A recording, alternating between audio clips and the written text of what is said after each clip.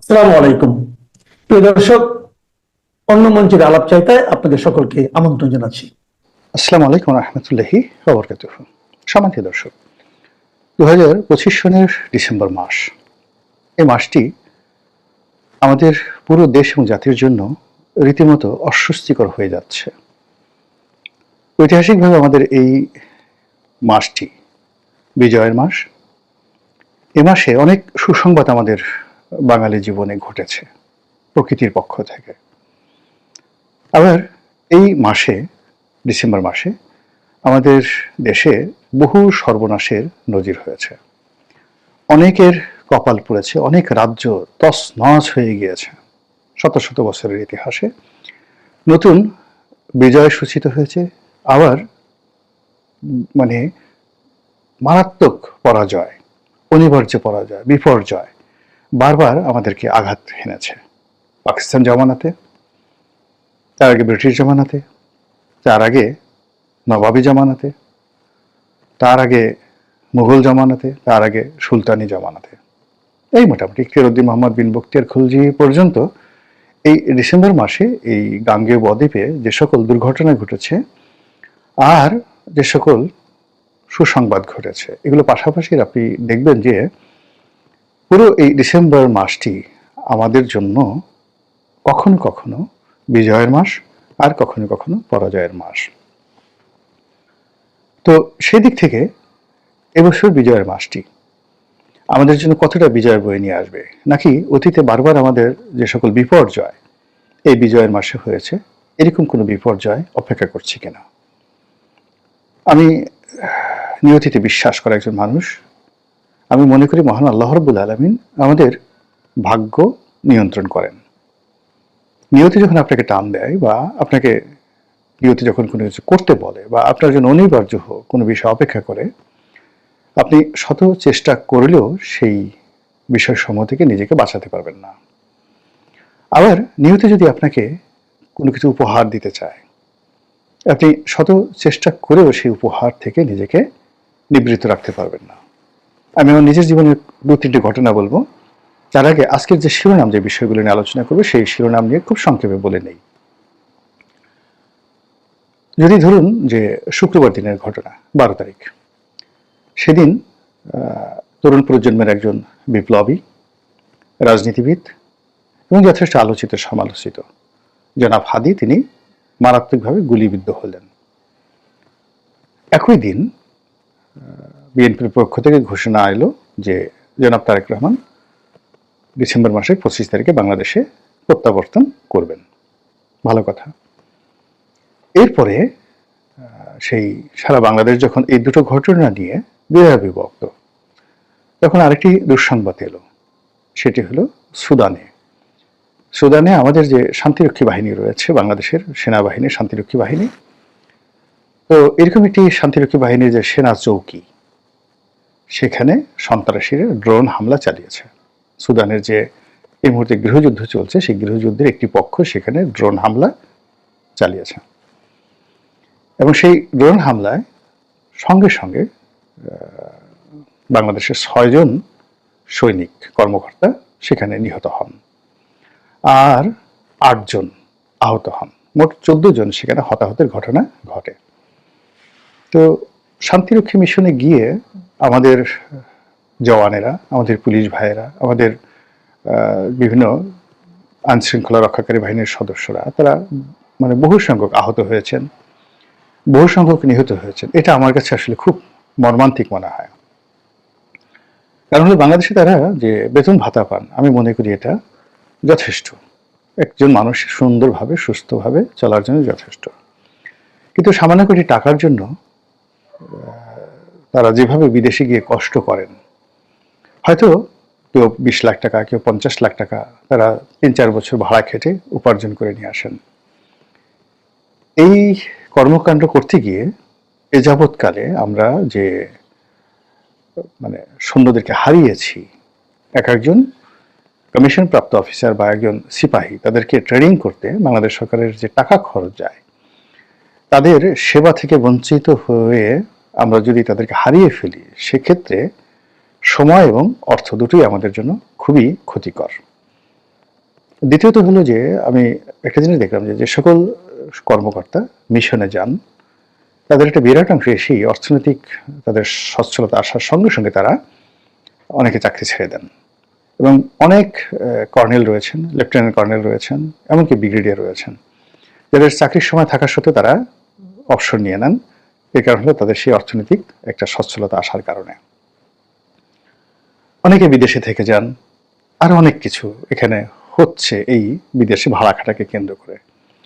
ফলে একজন নাগরিক হিসেবে আমি মনে করি যে আমরা এখনো আমাদের সেনাবাহিনীকে যে সুযোগ সুবিধা দিচ্ছি জনগণের পক্ষ থেকে, সেখানে আমাদের এই সৈন্যবাহিনীর সদস্যরা সেখানে গিয়ে ভাড়া খাটবে, তাঁবুর মধ্যে দিনের পর দিন স্ত্রী পুত্র সন্তান রেখে, বাংলাদেশের প্রকৃতি পরিবেশ রেখে, বাংলাদেশের সীমান্ত রেখে তারা সেখানে যুদ্ধ করবে, মধ্যস্থতা করবে, শান্তি রক্ষা করবে কেবলই মাত্র টাকার জন্য। এখানে কোনো আদর্শ নেই, কোনো আইডিওলজি নেই, তো আর্ন সাম মানি। তারা ভাড়া খাটছে, ভাড়াটিয়া শূন্য ভাগনার বাহিনী। এটা আমার কাছে আসলে ভালো লাগে না। আমি সবসময় এটার বিরোধিতা করেছি। এই জিনিসটা শুরু হয়েছিল এরশাদ জামানাতে। তো এর ফলে কি হলো, এই সৈন্যদের মধ্যে যে অবস্থা ঘটছে তার বাইরে গিয়ে আবার আমাদের মধ্যে একটা দাসত্ব মনোভাব চলে এসছে। এই শান্তিরক্ষী বাহিনীতে আমাদের লোকজন নেওয়া হবে কি হবে না, এটাকে অস্ত্র হিসেবে ব্যবহার করে পশ্চিমার শক্তি এই দেশকে নানাভাবে স্কুইজ করেছে বিভিন্ন সময়। শাসকদের কাছ থেকে অনেক সুযোগ সুবিধা নিয়েছে এবং আমাদের সৈন্যবাহিনীর পেছনে তারা ভাড়া হিসেবে যত টাকা দিয়েছে তার কয়েকশো গুণ অর্থ এই কেবলমাত্র এই ইনস্ট্রুমেন্টটাকে ব্যবহার করে শান্তিরক্ষা মিশনে বাংলাদেশি সৈন্যদেরকে ভাড়া করা হবে বা হবে না, এই ভয়টা দেখিয়ে বা এই লোভ দেখিয়ে বাংলাদেশের ব্যবসা বাণিজ্য থেকে শুরু করে রাজনীতির বিভিন্ন অনাচার অবিচার পশ্চিমারা যেভাবে আমাদের উপর চাপিয়ে দিয়েছে, যার আর্থিক মূল্য আপনি গুণে শেষ করতে পারবেন না। তো সবসময় এরকম ঘটনা ঘটে আসছে যাওয়ার পর থেকে, কিন্তু এই সময়টিতে দেশের যখন সবার একটা মোরাল যে ক্যারেজ, যে সাহস, এই সাহসটি নষ্ট হয়ে গেছে, ঠিক সেই সময়টাতে একমাত্র সেনাবাহিনী তুলনামূলকভাবে অন্য যে কোনো বাহিনী বা রাষ্ট্রশক্তির তুলনায় একটু ভালো অবস্থানে আছে। তো সেই বাহিনীর 6 জন সদস্য নিহত হলেন আর 8 জন আহত হলেন। এটা এই মুহূর্তে আমাদের নির্বাচন, রাজনীতি এবং আমাদের যে বিষণ্ণতা, সেই বিষণ্ণতার উপরে একটা নতুন বোঝা হিসেবে দেখা দিল।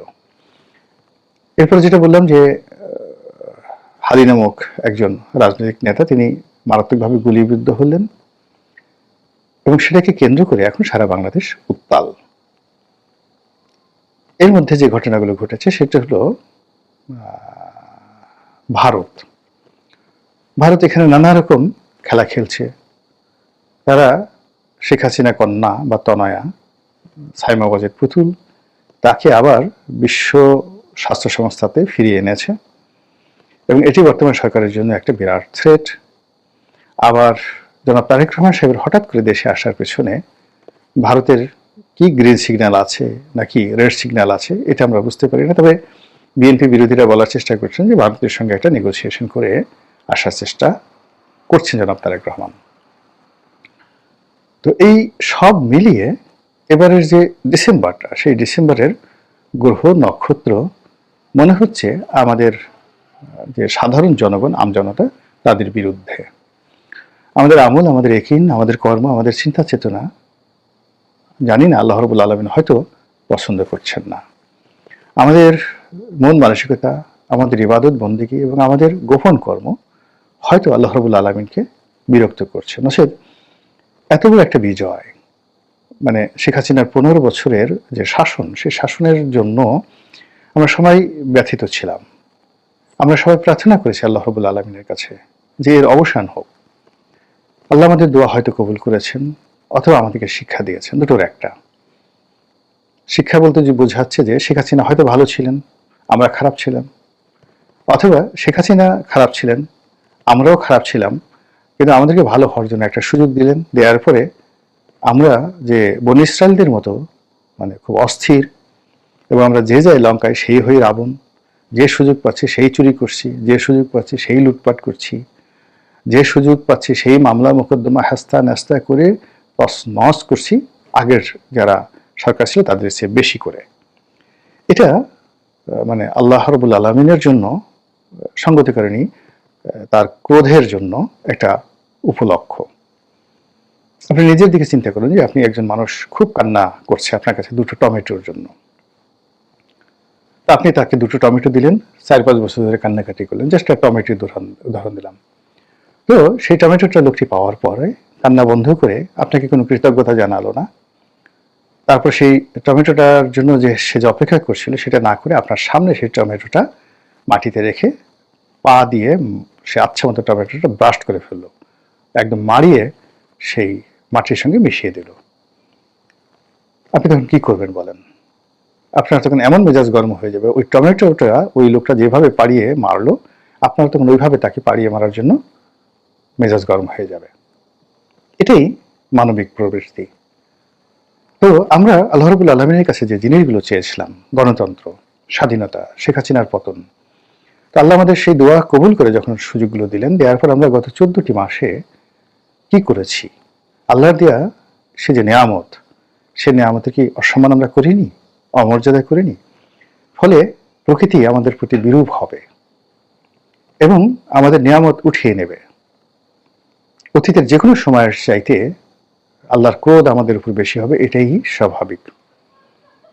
আর এর থেকে বাঁচার জন্য যা যা দরকার সেটা আমাদের জ্ঞানী গুণীরা করবেন, কি করবেন না করবেন সেটা তাদের ব্যাপার। আমার কাছে এই যে প্রকৃতির যে লীলা খেলা, আকাশের যে সিদ্ধান্ত, মহান আল্লাহ রাব্বুল আলামিন তার বান্দাদের যে সকল কর্মে নিয়ামত বাড়িয়ে দেন, যে সকল কর্মে নিয়ামত উঠিয়ে নেন, সেই বিষয়গুলো আমার যতটা জানা আছে তার প্রেক্ষিতে আমার কাছে মনে হচ্ছে বর্তমান প্রকৃতি এবং আবহাওয়াটা আসলে অনুকূল নয়।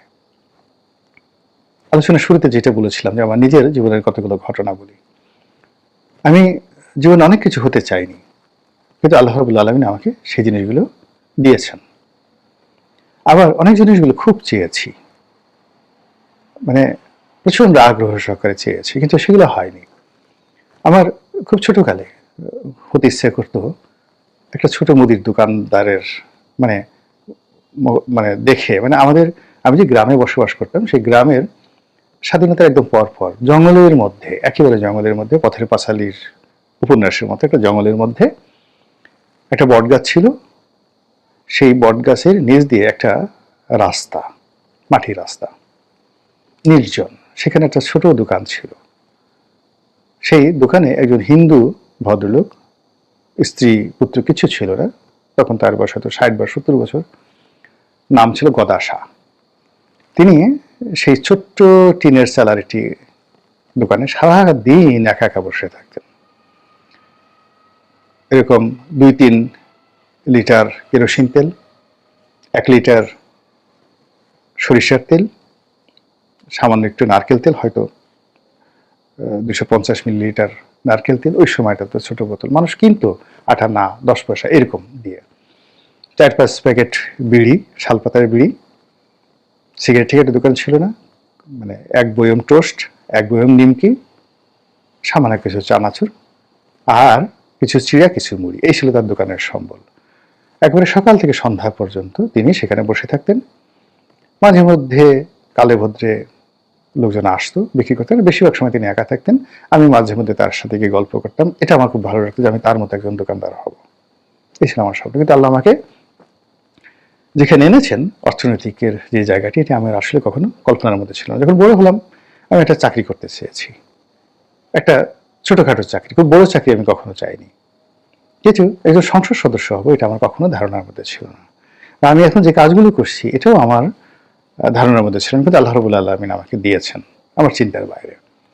তো আবার জীবনের যে সকল দুর্ঘটনা, যে দুর্ঘটনাগুলো আমার জন্য অনিবার্য হয়ে পড়েছিল অতীতে, আমি অনেকগুলো দুর্ঘটনা বুঝতে পেরেছিলাম এবং সেগুলো অ্যাভয়েড করার জন্য কখনো 10 বছর, কখনো 15 বছর কন্টিনিউয়াসলি আমি নিজের সাথে জিদ করেছি যে এই কাজটির থেকে আমি 100টি দূরে থাকবো।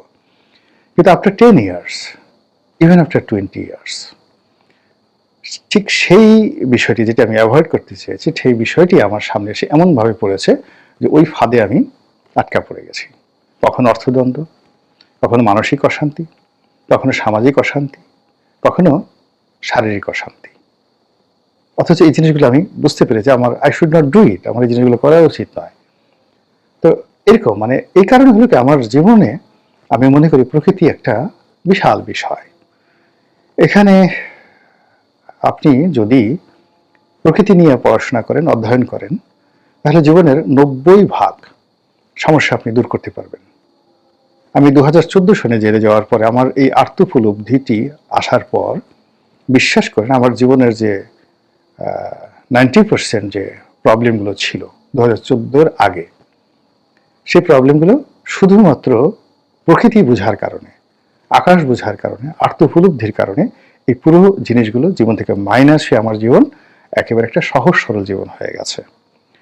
ফলে প্রকৃতি দেখে আমি অনেক সময় অ্যাডভান্স সিদ্ধান্ত নিতে পারি এখন। তো সেই দিক থেকে বাংলাদেশের রাজনীতির জন্য, অর্থনীতির জন্য, বাংলাদেশের সভ্যতার জন্য এবং স্থিতিশীলতার জন্য আমার কাছে মনে হচ্ছে যে এই মুহূর্তে আমাদের প্রকৃতি বিরূপ আচরণ করছেন। এবং এই প্রকৃতি যে বিরূপ আচরণ করছে তার কারণ তো আমি আগেই বললাম, প্রকৃতির কোনো দোষ নেই, আমরাই এই বিরূপ আচরণকে অনিবার্য করে তুলছি। মহান আল্লাহ আমাদের সবাইকে হেদায়েত দান করুন এবং হেফাজত করুন। আসসালামু আলাইকুম ওয়া রাহমাতুল্লাহি ওয়া বারাকাতুহু।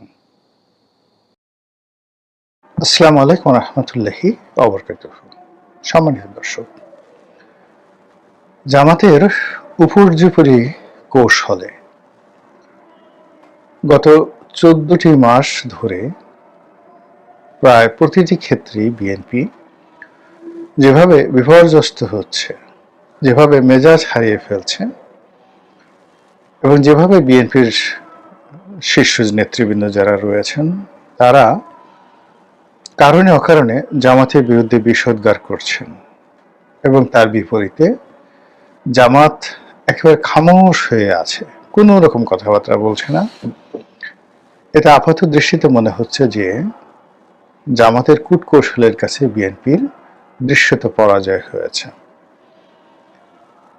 আপনি যখন একটা জায়গাতে যুদ্ধ হয়, মৌখিক যুদ্ধ, স্নায়ু যুদ্ধ, সেই স্নায়ু যুদ্ধের মধ্যে যারা স্থির থাকতে পারে ধরে নেওয়া হয় তারা বিজয়ী, আর যারা খুব অস্থির হয়ে যায় ধরে নিতে হবে যে তারা পরাজিত হচ্ছে। তো সেই দিক থেকে গত 14 বা 15 মাস ধরে আমরা সেই বিএনপি শীর্ষ পর্যায়ে যারা নেতৃবৃন্দ রয়েছেন, ইনক্লুডিং জনাব তারেক রহমান সাহেব, তারা সকলে মিলে জামাতের ব্যাপারে তাদের যে মতামত, জামাতের সঙ্গে ঐক্য করা না করা, জামাতকে বন্ধু ভাবা বা শত্রু ভাবা, আগামী দিনে জামাতকে কিভাবে মোকাবেলা করার জন্য কর্মকৌশল তৈরি করা হবে, সেই বিষয়গুলো নিয়ে অন্তত 10 থেকে 15 বার তারা তাদের সিদ্ধান্ত পরিবর্তন করেছে। কখনো তাদের মনে হয়েছে যে জামাতের সঙ্গে এই মুহূর্তে ঘাটাঘাটি করা যাবে না, আবার একটু পরে মনে হয়েছে যে না, তাদেরকে জলস্থলে অন্তরিক্ষে আঘাত করতে হবে, প্রতিযোগিতা করতে হবে এবং তাদেরকে ছাড় দেওয়া যাবে না।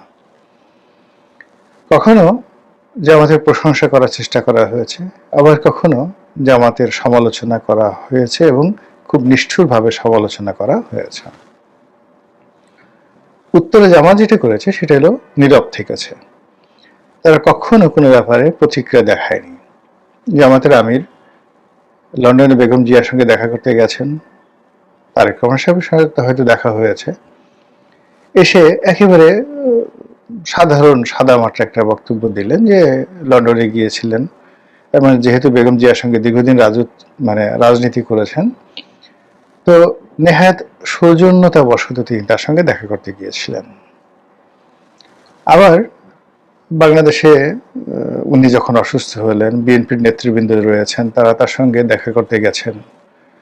জামাতের অন্য যে সকল নেতৃবৃন্দ হাসপাতালে ভর্তি হয়েছেন তাদের সঙ্গেও বিএনপি নেতৃবৃন্দ দেখা করতে গেছেন। ইতিমধ্যে বেগম খালেদা জিয়া যখন হাসপাতালে ভর্তি হলেন, এভার কেয়ার হাসপাতালে, এখনো তিনি সেখানে আছেন, সেখানেও জামাতের নেতৃবৃন্দ গিয়েছেন। কিন্তু এই সকল দেখা সাক্ষাৎ মোলাকাতের মধ্যেও তাদের মধ্যে স্নায়ুযুদ্ধ থেমে থাকেনি। বিএনপি খুব ভালো করে বুঝতে পেরেছে যে জামাত এখানে 3 থেকে 4টি টিম তৈরি করেছে, A team, B team, C team. তো এই সকল টিম তারা তাদের পরিচয় গোপন রেখে, কেউ হয়তো ছাত্র সংগঠনের মধ্যে, কেউ হয়তো পেশাজীবী সংগঠনের মধ্যে, কেউ হয়তো সাংবাদিকদের মধ্যে এমনভাবে মিশে আছে যে কোনটা জামাত, কোনটা বিএনপি, কোনটা এনসিপি, কোনটা ইনকলাব মঞ্চ বা কোনটা অন্য যে পেশাজীবী সংগঠনগুলো রয়েছে, এটি তারা বুঝতে পারছে না। বিএনপি এও বুঝতে পারছে না যে আওয়ামী লীগের সঙ্গে ভারতের সঙ্গে জামাতের কেমন সম্পর্ক আছে। বিএনপি এও বুঝতে পারছে না যে ডক্টর মোহাম্মদ ইউনূসের সঙ্গে জামাতের এই মুহূর্তে কেমন সম্পর্ক যাচ্ছে, এনসিপির সাথে সম্পর্ক কেমন, সেনাবাহিনীর সাথে সম্পর্ক কেমন, তা নিয়েও বিএনপির মনে যথেষ্ট সন্দেহ নানা বেঁধে উঠেছে। এর ফলে কি হলো, প্রায় প্রতিদিনই বিএনপির যারা লোকজন রয়েছেন তারা মেজাজ হারাচ্ছেন। অন্যদিকে জামাত এখানে কিন্তু প্রতিক্রিয়া তারা দেখাচ্ছেন না, মানে রিয়াকশন দেখাচ্ছে না, কিন্তু অ্যাকশন দেখাচ্ছেন। এবং জামাতের একটার পর একটা অ্যাকশনে বিএনপি রীতিমতো তছনছ হয়ে যাচ্ছে। যেমন ধরুন, শিক্ষা প্রতিষ্ঠানগুলোতে জামাতি অ্যাকশন, সেই অ্যাকশনে প্রায় সব জায়গাতেই জামাত যে ভূমিধস বিজয় অর্জন করেছে, তার সঙ্গে বিএনপি গোহারা হেরেছে। এরপর ধরুন, পেশাজীবী সংগঠন, প্রেস ক্লাব নির্বাচন, এরপর বিভিন্ন সংবাদপত্রের সম্পাদক থেকে শুরু করে সাংবাদিকদের যে অংশটা পত্রিকার খবর নিয়ন্ত্রণ করে, তো সেখানে নামকাওয়াস্তে বিএনপির লোকজন হয়তো আছে বা দাপট দেখাচ্ছে, কিন্তু পত্রিকাগুলো জামাতের ব্যাপারে যে ভূমিকা পালন করছে এটি বিএনপি সামাল দিতে পারছেন না। মিডিয়াতে একই অবস্থা, মানে যেখানে টেলিভিশন টক শো থেকে শুরু করে সব জায়গাতেই মানে জামাত তাদের চতুর্থ টায়ার, চতুর্থ স্তরের যে নেতৃবৃন্দ রয়েছেন এবং নতুন নতুন মুখ, এদের নামও কেউ শুনেননি, এদেরকে ইতিপূর্বে দেখা যায়নি, তাদেরকে পাঠাচ্ছেন। এবং এ সকল জামাতি নেতাদের সঙ্গে বিএনপির শীর্ষ নেতারা অনেক সময় টকশোতে গিয়ে বসে ঝগড়াঝাটি করে একটা বিতিশ্রী কাণ্ড ঘটিয়ে ফেলছেন। এবং জামাত এটা খুব উপভোগ করছে, ভীষণ রকম উপভোগ করছে। জামাতের বেশ কয়েকজন শীর্ষ নেতা, এর মধ্যে যারা ওয়াজিন রয়েছেন, ওয়াজ করে বেড়ান, কয়েকজন সংসদ সদস্য প্রার্থী হয়েছেন, তারা বেশ কিছু বিতর্কিত মন্তব্য করেছেন যে আমার সেটা কিন্তু সামাল দিয়ে ফেলেছে। কিন্তু বিএনপির যে সকল নেতৃবৃন্দ রয়েছে, টেকনাফ থেকে তেঁতুলিয়া পর্যন্ত, এদের বেশিরভাগ প্রার্থী মূলত এখন জামাত বিরোধী হয়ে পড়েছে, ভীষণ রকম জামাত বিরোধী হয়ে পড়েছে, এবং তারা প্রকাশ্যেই জামাতের বিরুদ্ধে কথাবার্তা বলছে। আমি দেখলাম যে ডক্টর এহসানুল হক মিলনের মতো মানুষ, আন্দরলিপ রহমান পার্থর মতো মানুষ, তারপরে অন্যান্য যারা আছেন, মির্জা আব্বাস তো বলেই বেড়াচ্ছেন, তো সবাই জামাতের ব্যাপারে যে মুখ খুলছেন, এগুলো আবার তাদের বক্তব্যগুলো ভাইরাল হয়ে যাচ্ছে। ইট মিনস জামাত বিএনপিকে যথেষ্ট গরম করে দিতে পারছে, উত্তেজনা তৈরি করে ফেলতে পেরেছে, এবং বিএনপির মনে আতঙ্ক তৈরি করে ফেলেছে যে এই দলটি সব করতে পারে। এবং এখন বিএনপির সব লোক প্রকাশ্যে অপ্রকাশ্যে জামাতকে একটা গুপ্ত রাজনৈতিক দল হিসেবে আখ্যা দেয়। আর সেই গুপ্ত রাজনৈতিক দলের যে ছদ্মাবরণে সারা বাংলাদেশে বিএনপি যে কি করছে আর জামাত যে কি করছে, এটা কোনো পক্ষে বুঝতে পারছে না। বিএনপির মিছিল বড় হচ্ছে, মিটিং বড় হচ্ছে, রাত বিরেতে তারা ঘুরে বেড়াচ্ছে, আর জামাতের মহিলারা ঘরে ঘরে ঢুকে যাচ্ছে। এই বিপুল সংখ্যক মহিলা কর্মী বিএনপির নাই, এটা বাস্তবতা। 2 নম্বর হলো যে বিএনপির মেজাজ খারাপ করার জন্য বিভিন্ন জায়গাতে গিয়ে শুধুমাত্র চাঁদাবাজ এই একটি শব্দ তারা বলে ফেলছে, কখনো এবি পার্টির মাধ্যমে, কখনো নুরুল হক নুরুর মাধ্যমে, কখনো সেই চরমোনাই পীর সাহেবের মাধ্যমে, কখনো তাদের নিজেদের চতুর্থ স্তরের যে নেতা রয়েছেন তাদের মাধ্যমে, কখনো এনসিপির মাধ্যমে। আবার কখনো কখনো সরকারের যারা কর্তা ব্যক্তি রয়েছে তাদের মাধ্যমে। তো যখনই চাঁদাবাজ, জালেম এই শব্দগুলো মানে বিভিন্ন অ্যাঙ্গেল থেকে উচ্চারিত হচ্ছে, অমনি বিএনপি মেজাজ হারিয়ে ফেলছে এবং বিএনপি বোঝানোর চেষ্টা করছে যে তোমরা আমাকে বা আমাদেরকে যত কথাই বলো না কেন, যে গোপনে খোঁজা মারার চেষ্টা করছো, এটা কিন্তু আমরা বুঝতে পেরেছি। এর ফলে কি হলো, এই ডিসেম্বর মাসে এসে যখন তফসিল ঘোষণা করা হলো, তখন বিএনপি এবং জামাতের যে বিরোধটি, এটি এখন রীতিমতো অহিনকুল দাগ কুমড়ার সম্পর্কের পর্যায়ে চলে গেছে, আর এখানে কোনো বন্ধনও সম্ভব নয়। অন্যদিকে বিএনপি প্রথমে আশা করেছিল যে তারা একটা বৃহত্তর রাজনৈতিক, যাকে বলা হয় জোট গঠন করবে এবং জোটের সঙ্গী সাথী যারা আছে তাদেরকে 100টি সিট ছেড়ে দেবে। কিন্তু এখন এই পর্যায়ে এসে বিএনপি কাউকে বিশ্বাস করতে পারছে না। একেবারে বিশ্বাস করেন, কাউকে তারা বিশ্বাস করতে পারছে না। তাদের কাছে মনে হচ্ছে যে 300টি আসনে নিজেদের প্রার্থী তারা যদি পরাজিত হয় তবুও ভালো, কিন্তু যারা জোট সঙ্গী তাদের জন্য কোনো একটা প্রার্থীকে অফ করে দেওয়া, এই মুহূর্তে বিএনপি নিজেদেরকে মানে নিরাপদ মনে করছে না। বেশিরভাগ আসনে বিএনপি প্রার্থী ঘোষণা করেছে, 28টির মতো পদে এখনো তারা প্রার্থী ঘোষণা করেনি। কিন্তু এখন যে পরিস্থিতি হয়ে গেছে,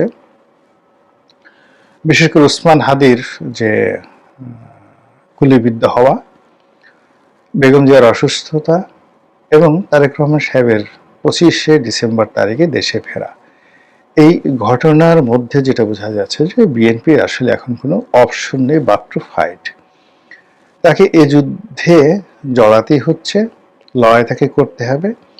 আর লড়াই করার জন্য কখনো দেখা গেল যে রাজপথে যাদেরকে নিয়ে যুগপৎ আন্দোলন করেছে, আন্দোলন একটা জিনিস, কিন্তু এই মুহূর্তে জামাতের সঙ্গে একটা সিমেন্টেড এবং রেজিমেন্টেড সংঘবদ্ধ একটি রাজনৈতিক শক্তি, যাদের অর্থ আছে, টাকা আছে, কানেক্টিভিটি আছে, ঠান্ডা মেজাজ আছে, তারপরে তাদের যাকে বলে অন্যের মেজাজ গরম করে দেওয়ার জন্য দেয়ার আর ম্যানি মেশিনস, তাদের অনেকগুলো যন্ত্র আছে।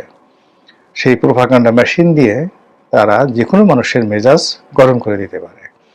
তো এই অবস্থাটায় বিএনপি মনে করছে যে এখন তাদেরকে মানে জল স্থলে অন্তরিক্ষে লড়াই করতে হবে জামাতের সঙ্গে।